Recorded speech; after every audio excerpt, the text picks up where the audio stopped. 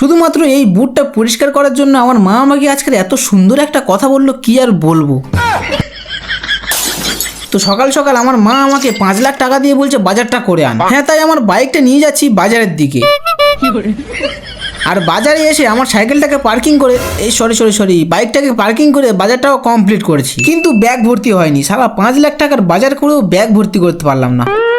হ্যাঁ, তাই মনের কষ্ট ব্যাগে করে নিয়ে ঘরে আসতেই মা আমাকে এই ঘাসগুলো দিয়ে বললো এগুলো খেয়ে নে, না মানে এগুলো থেকে কড়াইগুলো ছাড়া। তাই বসে বসে ছাড়াচ্ছি, কিন্তু যেন মনে হচ্ছে মেয়েদের মাথার উকুন বেঁচে দিচ্ছি।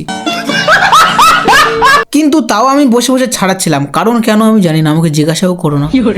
আর অনেকক্ষণ ছাড়ানোর পর দেখলাম খোলা অনুযায়ী অতগুলো কড়াই দানা হয়নি। গাইস, এসব কাজ আমার দ্বারা হবে না, তাই ভাবলাম আমার লাখ টাকার বুটটাকে পরিষ্কার করি। তাই বুটটাকে নিয়ে কলে দিয়ে মাকে বললাম, ও মা, বুটটা ধুয়ে দাও।